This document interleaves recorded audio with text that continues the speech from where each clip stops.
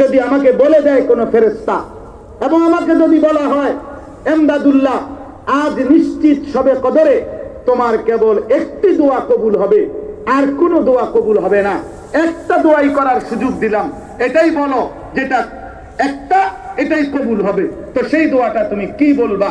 তিনি বলেন, আমাকে যদি এমন করে বলে দেওয়া হয় আমি এমদাদুল্লাহ বলবো, আল্লাহ নিশ্চিত সবে কদরের এই রাতে একটি দোয়া করার সুযোগ পেয়ে এমদাদুল্লাহ আপনার কাছে কোন আল্লাহওয়ালা সোহবত কামনা করছি।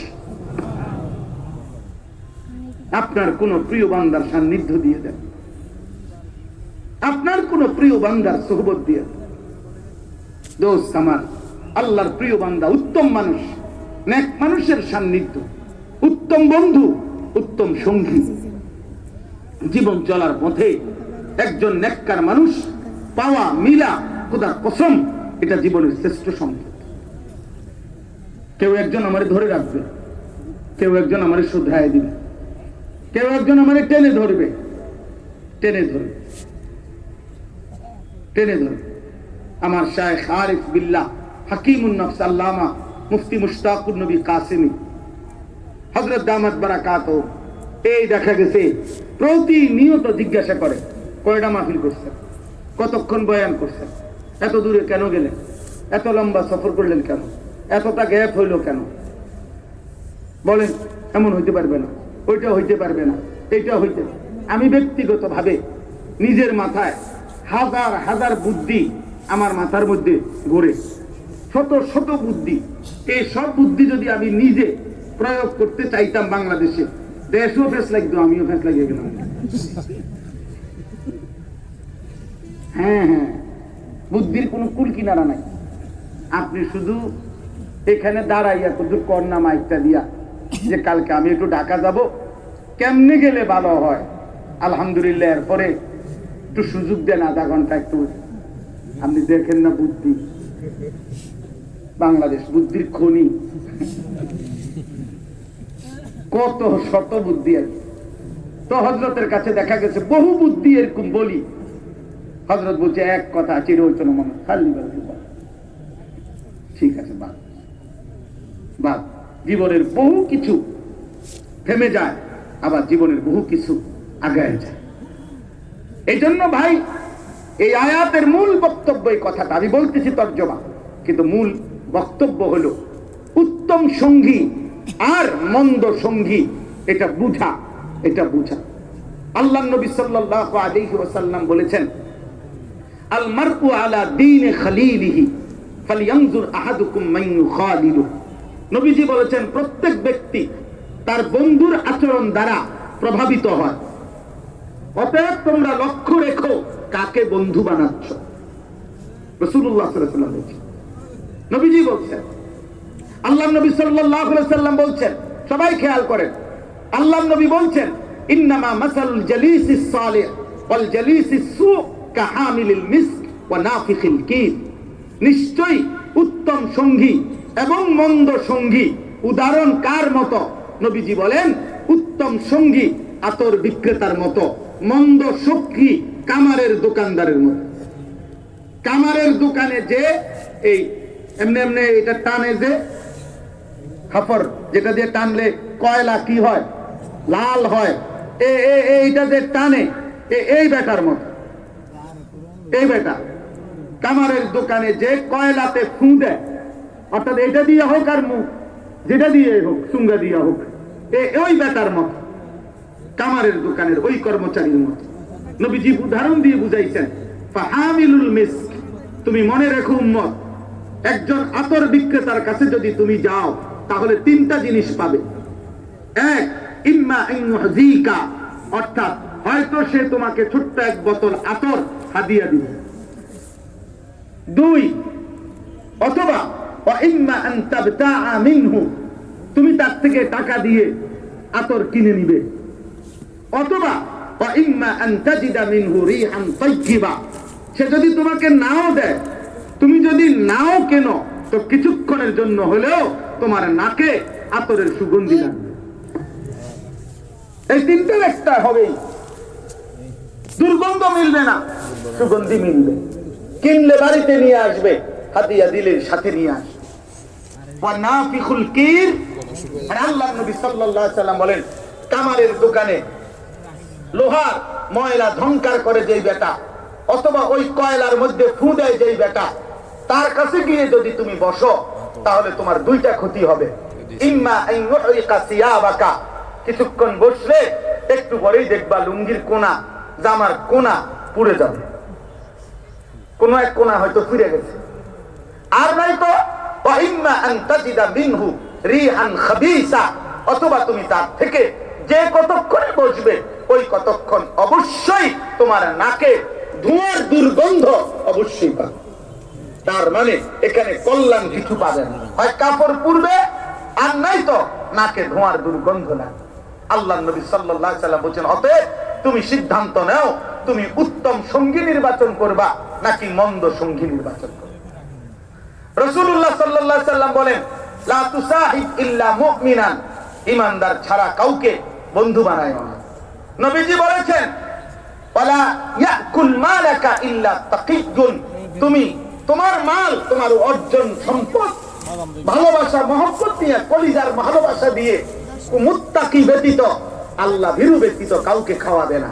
অর্থাৎ কোন ফাসিক, কোন ফুজ্জার, কোন পাপী, কোন নাফরমান, কোন অহংকারী, কোন সীমা লঙ্ঘনকারী, কোন দুশ্চরিত্র, কোন বেয়াদব, কোন বেঈমান, তাকে যদি কোন প্রয়োজনে, কোন কারণে, একান্ত ক্ষমতার কারণে, দাপটের কারণে, জুলুম থেকে বাঁচার জন্য যদি খাওয়াইতে হয় তো কলিজার ভালোবাসা দিয়ে খাওয়াইও না, বরং ঘৃণা নিয়েই খাওয়াইবা। ঘৃণা। এই জন্য অনেক সময় অনেক সাধারণ মানুষ আছে না, হিংসুক, তারা বলে, হুজুর আমনের গো কিতা এটা দাওয়াত খাওন, তা আমনে বইয়ে বইয়ে দাওয়াত খান না। আমি যখন আইতে একটা দাওয়াত খাইলে অসুবিধা হয় আমনের, তা আমনে বইসা দাওয়াত কেমনে খান, আমনে একটা সিস্টেম বলে দেন, সব মানুষের বলে দেন যে হুজুরের বাইর থাকবো, সারা বাংলাদেশের দাওয়াত সব হুজুরের বাইর দিয়ে আইবেন, আমনে সিস্টেম করে দিলে আমার অসুবিধা কি? আর আপনারা কেন দাওয়াত দেয় না, এটা আমার অপরাধ কি? কথা বলে না কেন? আপনি চা দোকানে বসে বসে বিড়ি খান, হ্যাঁ, আপনার শরীরে বিড়ির দুর্গন্ধে কাছে দেওয়া যায় না, আপনার কিস্তু মানুষে দাওয়াত দিত, হ্যাঁ, আপনার কাছ থেকে আখিরাত তো মিলবে না, আপনার কাছ থেকে তো বিড়ির দুর্গন্ধ মিলবে। আপনি গপ মারেন বইয়ে বইয়ে, ফতুয়া দেয়, চা দোকানে বসে, আরে হুজুরের মধ্যে তো 13 ফ্যাস, হেবড়া কয় হুজুরই তো দেশের মধ্যে ফ্যাস লাগাইয়া রাখছে, এক এক হুজুর এক এক কথা কয়, আমরা কোন দিকে যাবো না? আপনি চা দোকানে বসে থাকবেন, যাবেন কেন? আপনার একটু পরে বন দিব, চা দিব, বিড়ি দিব, টেলিভিশন চলতে আছে, নর্তকী না আছে, আপনি অন্যদিকে যাইয়া কিনবেন, আপনি এনে বসার থাকেন, লইলেন না, আপনি জাগাতে লইলেন না, আপনি বিড়ি খান বসে, ফালতু কথা কারবেন না, তারপরে এনে বইয়ে বইয়ে বুদ্ধি দেন। হ্যাঁ, আপনি কাকে বুদ্ধি দেন মিয়া? ফাইজলামি করে কাকে বুদ্ধি দেন? কোন হুজুরে কি ফ্যাস লাগাইছে?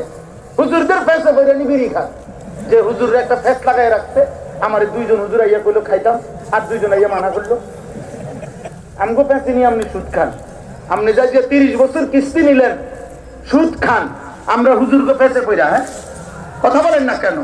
একটা সুদখোর বলুক, একটা কিস্তিখোর বলুক, বেটা আমরাই ফ্যাস লাগাইছি বেটা, তাইলে আপনি সুদ খান কেন? আপনি কিস্তি নেন কেন? বলেন মিয়া। একজন, আমি তো চ্যালেঞ্জ করে বলছি মিয়া, কেউ রাগ হইলে হোক বেটা, একটা বাবা যে তার ছেলেকে প্রতিষ্ঠিত করতে গিয়ে হয় চাকরি, নয় ব্যবসা, নয় বিদেশ আপনি করতে গিয়ে, যারা আপনারা 5 লাখ টাকা 12 লাখ টাকা সুদে নিলেন, কিস্তিতে নিলেন, যে হুজুর 12 লাখ টাকা সুদে কিস্তিতে নিয়া পোলা বিদেশ পাঠাইছি, বাজারে দোকান নিয়ে দিছি, চাকরি লইয়া দিছি, তাইলে আল্লাহকে সাক্ষী রেখে আজকের এই হাজার মানুষ, অসংখ্য অগণিত মানুষের এই ভরা মজমায় এখানে দাঁড়াইয়া আপনি মাইকটা হাতে নিয়ে বলেন যে আমি 12 লক্ষ টাকা সুদ নিছি, কিস্তি নিছি, জিফুতের লাইগা জীবনভর ওজনে কম দিয়া মিথ্যা বলে বাচ্চারি করে টাকা রোজগার করে এই বিল্ডিং বাড়ি জায়গা জমি করছি জিফুতের জন্য, এই আশায় যে আল্লাহ যেন আমারে আখিরাতে জাহান্নাম থেকে মুক্তি দেয়, আল্লাহ যেন পোলাগুনের উসিলায়, জিফুত বউ বাচ্চার উসিলায় যেন আল্লাহ জান্নাত দেয়, এই আশায় আপনি এত মিথ্যা বাটপারি চিটারি করছেন, এটাই উদ্দেশ্য কিনা এলাই এখন আসে ছবি উঠে আসে। এই মুরব্বী আইন না কেন এলাই এখন এটা ভিডিও হইব হ্যাঁ তো গপ মারেন কেন, গপ মারেন কেন? হ্যাঁ জীবন মানে শুধু বিল্ডিং, জিন্দিগি মানে বিল্ডিং, জিন্দিগি মানে 30 শতক জমি। কি বলতে চান? 3 ফুট বিদেশ, তো কি সে 3 ফুট বিদেশ? ছেলেটা ইটালি থাকে তো কি সে, ইটালি তো বহুত মানুষ জন্ম নিতে। আপনার বুঝতো 28 বছর বয়সে না গেছে ইটালি, যেতে পয়লে তো ইটালি, হ্যাঁ যাদের জন্ম ইটালি, যার 14 গোষ্ঠী ইটালি, তে তো আরো বড় কপাল। আমনের যদি পুত ইউরোপ টাকাতে আমনের কপাল এত বড়, ভাগ্য আমনের কপাল। তাইলে যার বাপ দাদা জন্মসূত্রে ইটালি ইউরোপ, তার তো পুরোটাই কপাল।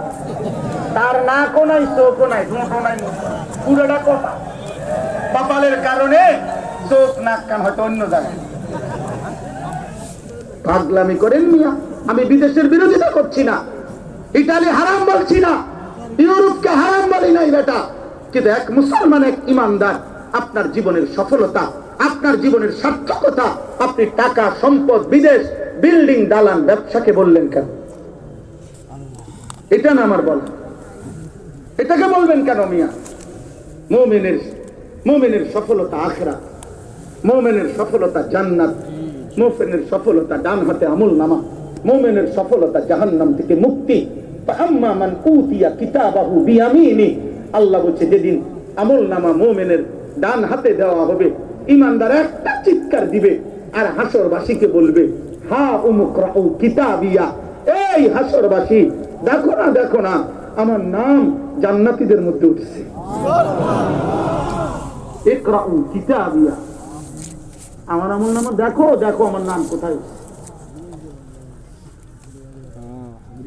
বাকি হাসরবাসীরা, বাকিরা সামনে যারা, তারা বলবে আরে দোস্ত রে, কিতারে তুই তো আন্ডার বাজারে ব্যবসা করতি, দোকানদারি করতি, এক লগে দে কতবার একই অটোতে গেলাম আইলাম, এই কাম বানাইলি কেমনে?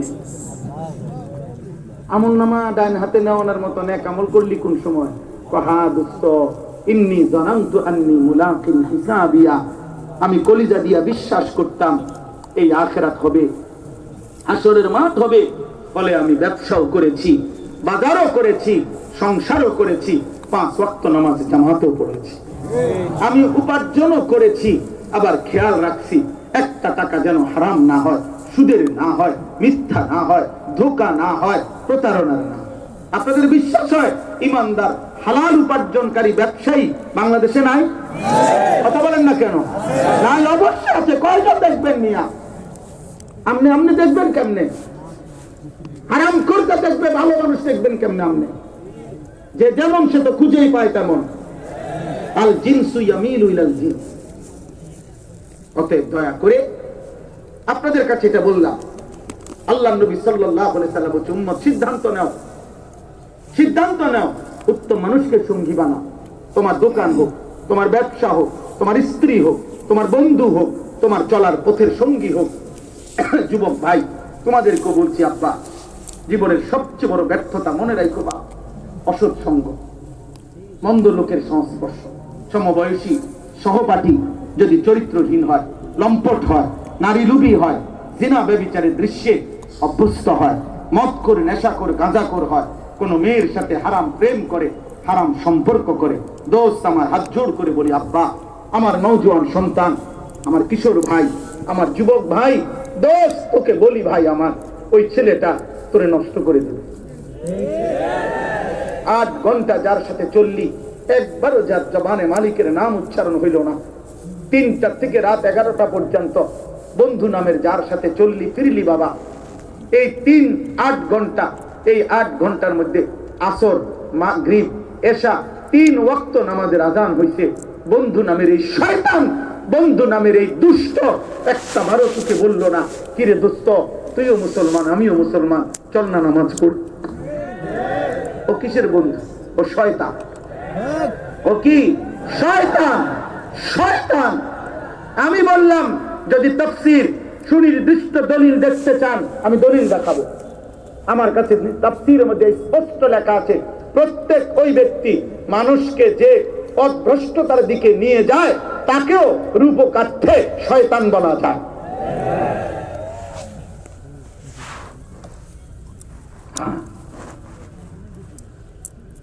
বন্ধু নামের শয়তান, বন্ধু নামের শয়তান। অতএব অসৎ লোক, চরিত্রহীন যুবক, চরিত্রহীন কিশোর, ইমানদার ছেলেরা তোমাদের বন্ধু হইতে পারে না। কোন কাফের বেঈমান বন্ধু হইতে পারে না। ফেসবুকে অগণিত বন্ধু, অচেনা বন্ধু তোমার ফ্রেন্ড হতে পারে না বেটা।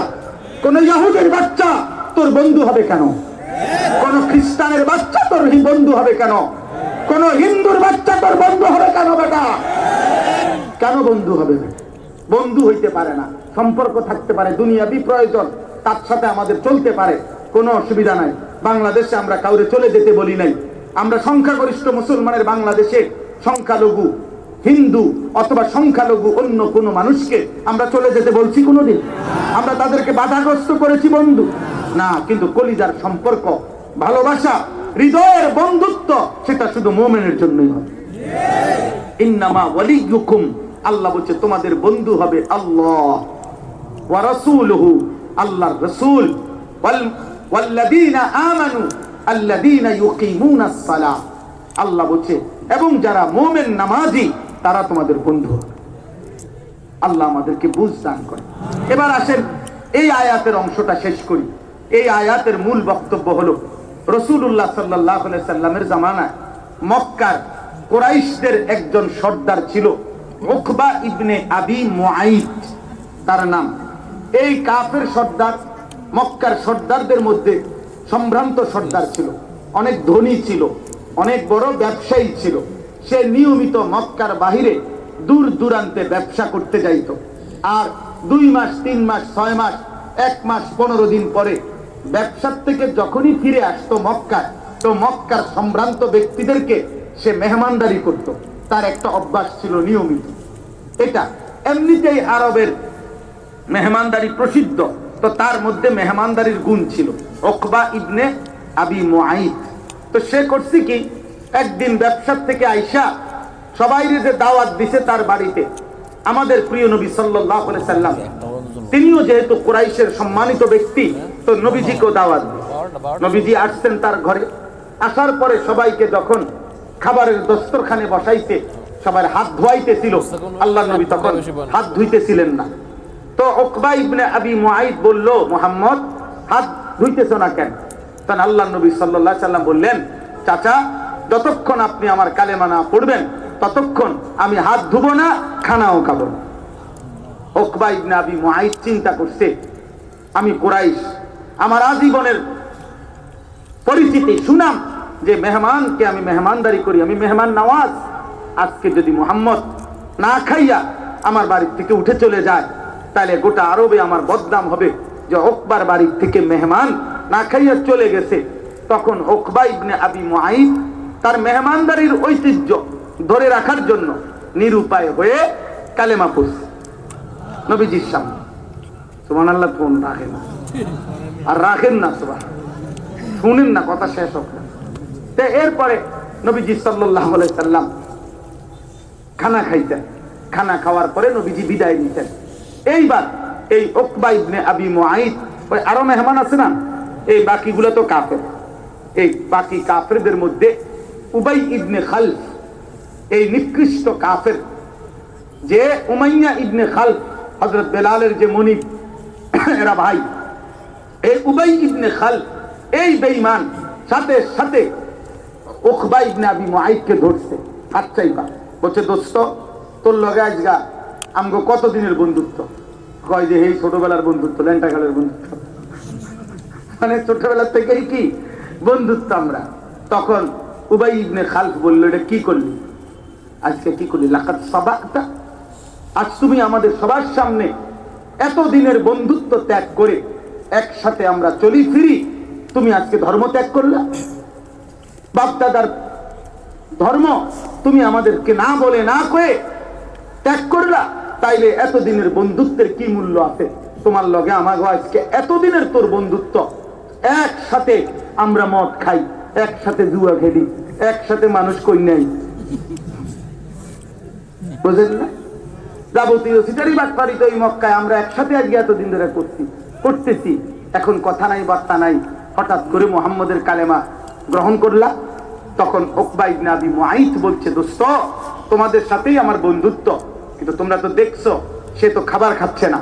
এখন সে যদি খানা না খায় আমি কি করব? তখন খাবার না খাইলে আমার ঘর থেকে যদি মেহমান ফিরে যায় তাইলে তো গোটা আরবে বেইজ্জতি হবে। এই জন্য আমি নিরুপায় হয়ে মুহাম্মদের কালেমা পড়ছি। তখন এই উবাই ইবনে খালফ বললেন, তাহলে তুমি আমাকে বন্ধুত্ব স্বীকার করো? অবশ্যই বন্ধু, তোরাই তো আমার বন্ধুত্ব। মদে জুয়া সিটারি বাটপারি তো আমরা একসাথেই বন্ধু, আমরা হ্যাঁ বন্ধুই তো আমি তোদের, তোমরাই আমার বন্ধু।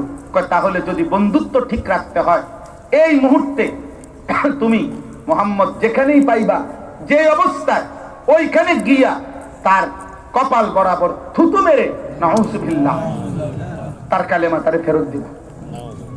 এই বেঈমান এই উকবা ইবনে আবি মুআইত, বদনসিব, দুর্ভাগ্য, এই বদনসিব গিয়া দেখছে নবী সাল্লাল্লাহু আলাইহি সাল্লাম কাবা ঘরের সামনে, আল্লাহর ঘরের সামনে তখন সেজদা দিছে। নবীজি সেজদা অবস্থায় সে থুতু মারছে নবীজির কপালের দিকে, আর বলছে, মুহাম্মদ তোর কালেমা তোকে ফেরত দিলাম। আল্লাহ তাআলা বললেন, হাই বেঈমান, কামটা করলি কি? আহা কি করলি? এই তখন আল্লাহ তাআলা বললেন যে দেখো দুনিয়াবাসী, বন্ধু অসৎ বন্ধু কি করল?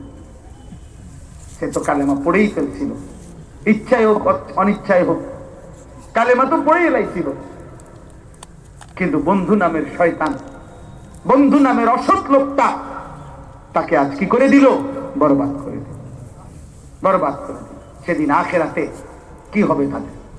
এই তখন এই কথাইটা, এই প্রেক্ষাপটটা, যে এই অসৎ বন্ধুত্বের কারণে যারা আল্লাহর নাফরমানি করলো, নিজেদের জাহান্নাম তৈরি করলো, তারা হাসরের ময়দানের দিন কি করবে, এই অসৎ বন্ধুত্বের আফসোসে এই কথাটা আল্লাহ এখানে তুলে ধরছে।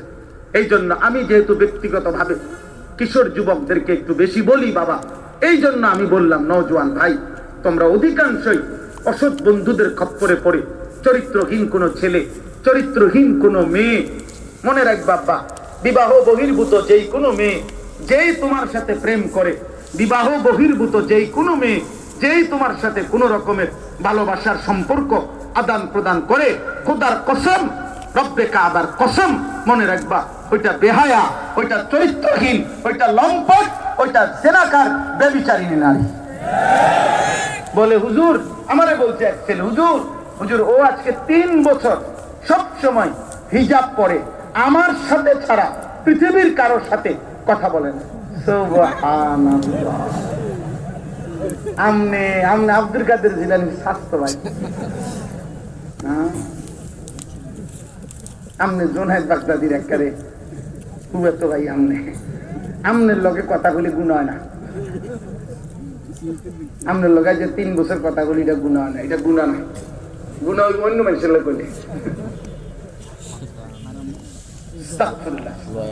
আমি তখন ওই যুবককে বলছিলাম, যুবক শোনো, 3 বছর ধরে যেই মেয়ে বিবাহ বহির্ভূত তোমার সাথে সম্পর্ক, সে যদি হিজাব না, আমি বললাম আনিসুর রহমান, আমি বললাম সে যদি লেফও গাও দেয়, কম্বলও গাও দেয়, সে যদি লেফ কম্বল গাও দিয়েও থাকে, এরপরও সে বেহায়া, বেহায়া, বেহায়া, চরিত্রহীন মেয়ে, চরিত্রহীন মেয়ে, চরিত্রহীন মেয়ে।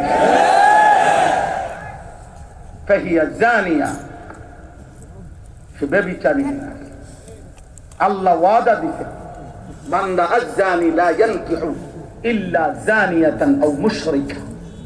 আল্লাহ বলছে, ওয়াদা দিতে, ব্যভিচারী পুরুষ বিবাহ করবে না। সে যখনই বিবাহ করবে তো ওই তার বিবাহিত স্ত্রী হবে জানিয়া, আরেকটা ব্যভিচারিণী নারী, আও মুশরিকা, অথবা কোনো মুশরিক, বেঈমান নারী।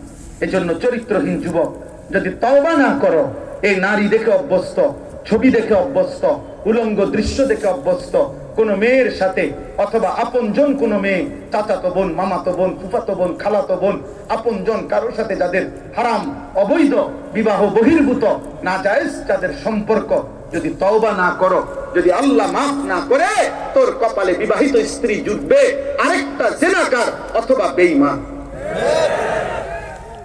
ওয়াজানিয়াতু লা ইয়ানকিহুহা ইল্লা জানিন আও মুশরিক।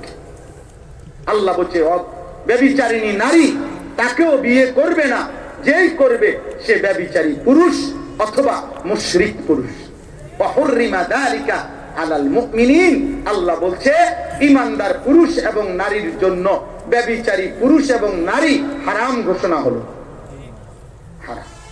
আরো শোনো যুবক, ইমাম শাফিঈ রাহমাতুল্লাহ আলাইহি বলছে, ইমাম শাফিঈ স্পষ্ট, আমার শায়েখ আল্লামা মুফতি মুশতাকুর নবী কাসিমি হযরতের পছন্দের একটা কিতাব আছে আদ-দা ওয়াদ-দাওয়া, ইমাম ইবনুল কাইয়িম আল জাওজি রাহমাতুল্লাহ আলাইহির লিখিত কিতাব আল জাওয়াবুল কাফি, এটাও বলা হয় এই কিতাবের নাম, অথবা আদ-দা ওয়াদ-দাওয়া এই কিতাবের নাম, রোগ এবং ঔষধ, মানে আর্থিক রোগ।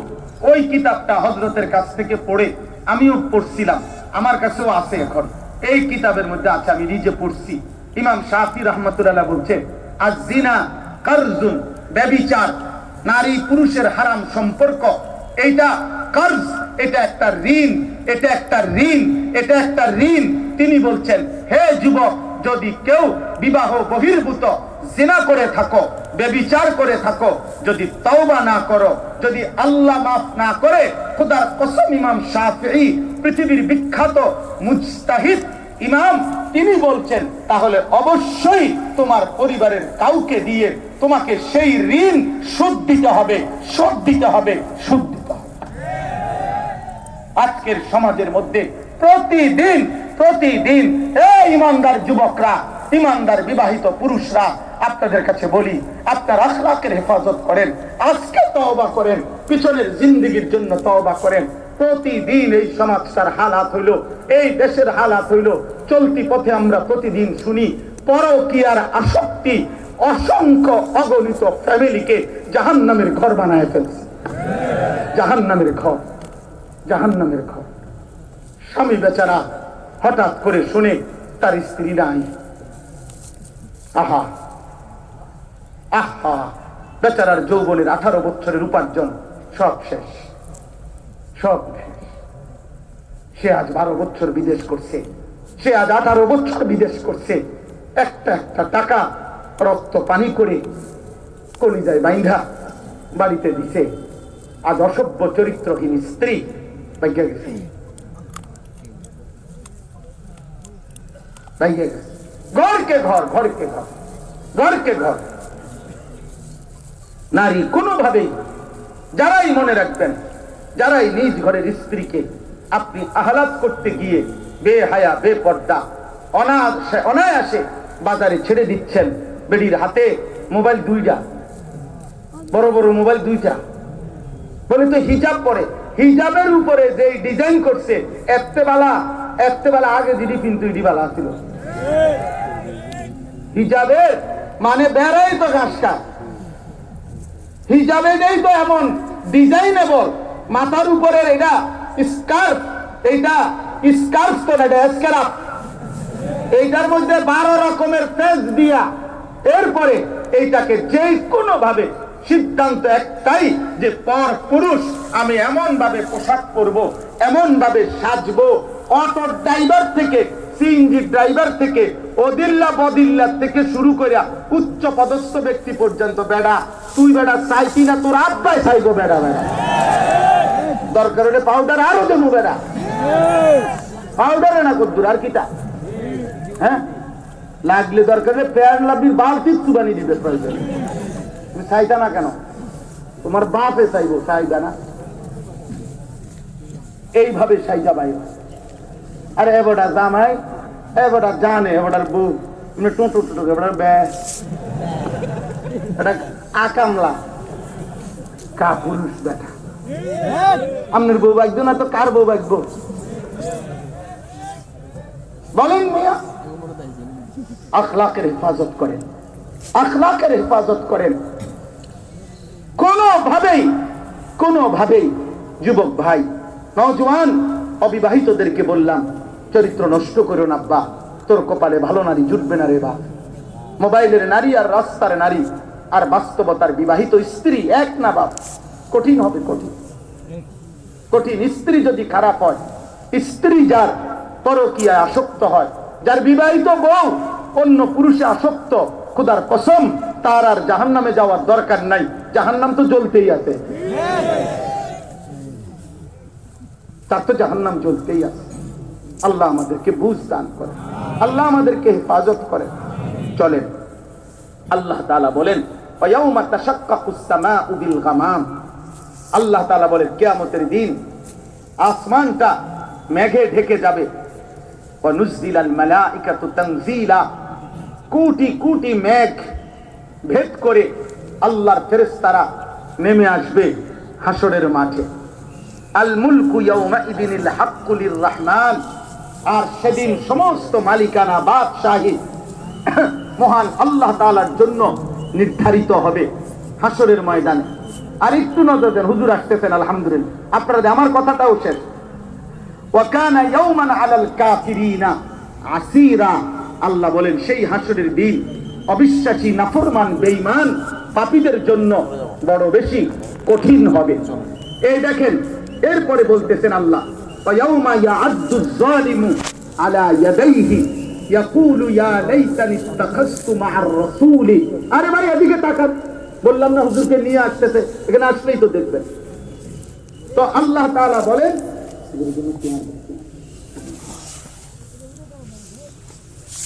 জি ওয়া ইয়াউমা ইয়া'আদ্দুজ যালিমু আলা ইয়াদাইহি ইয়াকুলু ইয়া লাইতানি ইত্তাখাযতু মা'আর রাসূলি সাবিলা।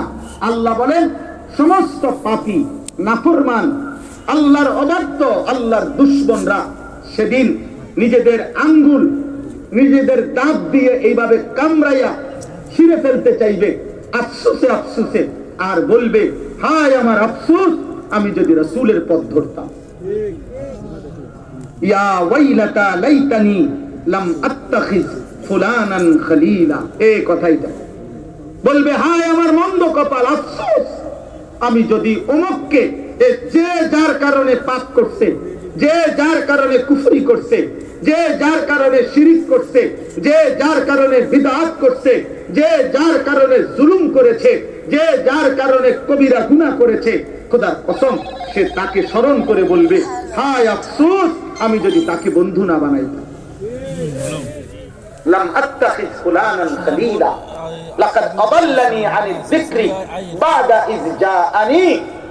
সে বলবে হায় আমার কাছে তো আল্লাহর পক্ষ থেকে হেদায়েত এসেছিল, নবী তো আসছিলেন, নবীর কিতাব তো আসছিল, আল্লাহর কোরআন তো এসেছিল, আমগো মসজিদে তো আজান হইতো, আমাগো বাড়িতে তো মানুষ মুসলমান ছিল, আমাদের ঘরে তো আল্লাহর কোরআন ছিল, চারিদিকে তো আজান হইতো, তালেবে ইলম ছিল, হাফেজে কোরআন ছিল,